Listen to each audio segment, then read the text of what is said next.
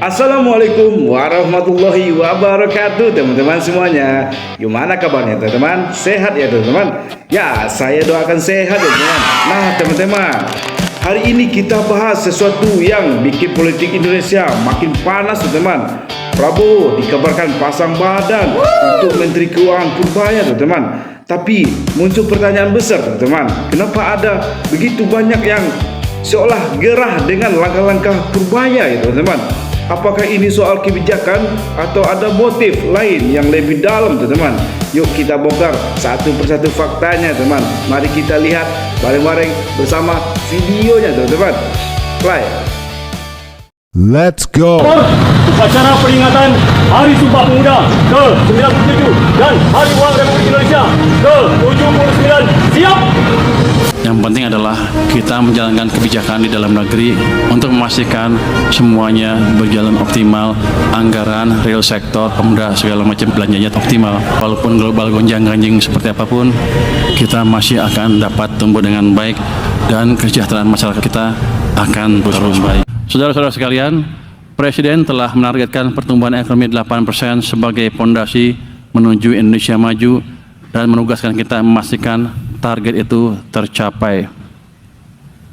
Jadi 8% bukan angka yang kecil dan kita hampir jarang mencapai pertumbuhan seperti itu di masa-masa lalu pun. Hanya 1 triliunan kalau nggak salah sempat di atas itu. Jadi ini tanggung jawab kita semua bersama. Jadi kita bukan hanya bagi-bagi duit di APBN, tapi memastikan semuanya bisa mendorong ekonomi dengan baik dan kita akan lebih proaktif membantu iklim investasi di Indonesia sehingga kita bisa mencapai yang 8% tadi. Jadi kita ditugaskan untuk mendorong atau membantu terwujudnya cita-cita 8% itu. Ini bukan angka yang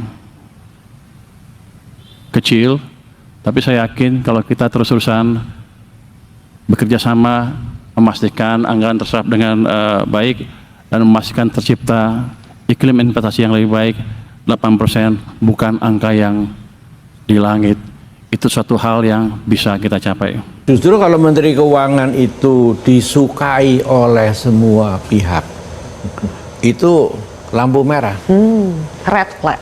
Ya, karena itu dia ini Pak Purbaya tugasnya sangat berat di pundaknya itu. Kemudian tapi dia mendapatkan keuntungan. Pertama menggantikan orang yang udah capek, orang lihatnya udah bosan gitu kan. Terus dia menjadi menteri dengan langsung dapat dukungan yang luar biasa dari publik. Ini penting. Ada 2 hal yang ingin saya sampaikan Zilvia. Yang pertama adalah self presentationnya Pak Purbaya. Bahkan kehadirannya di mana-mana selalu menyedot perhatian. Dan ini tanpa buzzer. Walaupun sekarang ada pengawal-pengawal baru yang di sekeliling Purbaya itu disebutnya bukan buzzer tapi Paspampur, pasukan pengamanan Purbaya. Paspampur. Paspampur. Oke. Apa sebetulnya motif dari pihak-pihak yang menurut publik lawan-lawannya Purbaya? Apa motif mereka? Ilustrasinya begini, ini sangkar burung lagi tenang tuh burung, digoyang dikit, plak plak plak plak plak plak plak plak. Begitu. Nah ini plak plak plak plak plak ini yang protes terhadap Purbaya. Nggak main-main nih sampai Pak Jokowi pun ikut bicara. Ya. Ikut menggelepar. Luhut misalnya, Deddy Mulyadi, Hasan Nasbi. Apakah mereka ini punya satu kepentingan yang sama untuk melawan Purbaya? Ini kan kaitan 2029. Ini kan kalau istilah Prabu Siliwangi, anak ayam ngagorolong tikolong. Anak ayam yang tidak terprediksi sebelumnya, tuh. Jadi aja tuh, ayam jago, ngeganggu. Luhut kan mulai dipreteli juga kekuasaannya. Iya. Itu yang dilakukan Prabowo. Dengan kehadiran Purbaya yang menggoncang, dia tinggal mencatat. Itu ada legal teorinya.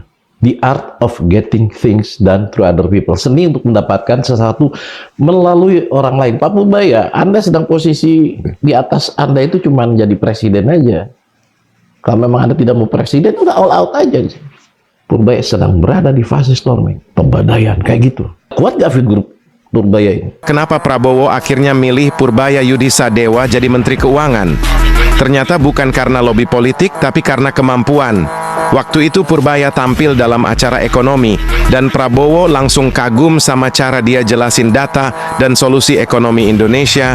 Dari situlah Prabowo menilai orang ini cukup jago buat urus keuangan negara. Kadang satu momen kecil bisa bikin seseorang dipercaya memegang jabatan besar. Nih kalian lihat hasil survei menteri dengan kinerja terbaik. Nomor 1 ada siapa? Ada Pak Bahlil, ada Pak Purbaya Yudhisa Dewa, ada yang Bapak Menteri Keuangan kita yang baru menjabat, baru banget nih, baru bentaran doang, tapi udah bisa mengubah citra seluruh pemerintahan di negeri ini jadi terlihat baik. Seketika semua kebijakan-kebijakan konyol pemerintah jadi ketutup dengan image beliau, offline maupun online. Menterinya para netizen se-Indonesia Raya nih sibuk bener saya lihat-lihat. Dan dari Om Pur pula, saya baru tahu kalau ternyata Menkeu itu punya andil, punya wewenang sebesar ini. Saya jadi mikir ternyata job desknya Menkeu itu seberat, sesibuk, sesulit, dan senjelimet ini. Kirain cuma jagain duit doang biar stabil, urusin investor, naikin pajak doang, ya kan lah Om Pur. Ngejar koruptor, iya, nangkep-nangkepin, iya, nagih-nagihin, perbaikin sistem, perbaikin program, mecat-mecatin, semuanya dikerjain sama beliau tanpa ekspresi ketar-ketir. Kalau kata Om Pur, backingannya di belakang beliau ada RI1 alias Opa Prabowo, tambah lagi satu Pak di belakang Bapak ada rakyat. Sekalinya ada gitu pejabat di negeri ini yang memihak sama rakyat, didukung ugal-ugalan sama rakyatnya. Kalau kalian nggak memihak sama rakyat, sekalinya dibenci, dibenci seumur hidup kalian. Pak Purbaya, sekarang masyarakat Indonesia lagi ngefans berat sama Bapak termasuk saya. Mohon jangan kecewain kami ya Pak. Tenang aja Pak, kalau misalnya ada yang sentil-sentil Bapak nih ya, mau menjatuhkan Bapak, masyarakat Indonesia Pak yang turun langsung Pak membela Bapak. Baru kali ini gue ngelihat menteri yang jos market top bekerja untuk presiden dan rakyat. Omongannya juga masuk akal semua, tingkahnya masuk akal semua, otaknya kepake beneran. Nah beginilah yang dimau masyarakat, menteri atau pejabat yang lainnya yang tidak terkontaminasi dengan partai politik, yang bekerja sesuai dengan keilmuannya. Jadi ilmu yang dia pakai untuk mengambil kebijakan itu tepat sasaran, sesuai dengan kebutuhan masyarakat, bukan kebutuhan politik ataupun partainya.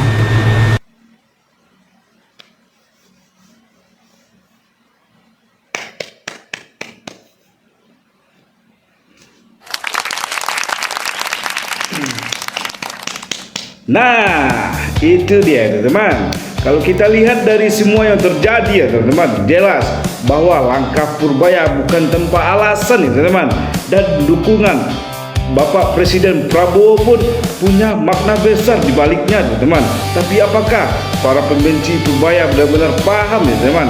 Atau justru takut dengan perubahan besar yang sedang disiapkan pemerintah? Menarik buat kita pantau terus ya teman-teman. Dan jangan lupa like, share, dan subscribe ya teman-teman, supaya kamu nggak ketinggalan update video-video terpanas lainnya teman-teman. Terima kasih banyak teman-teman. Assalamualaikum warahmatullahi wabarakatuh teman-teman semuanya.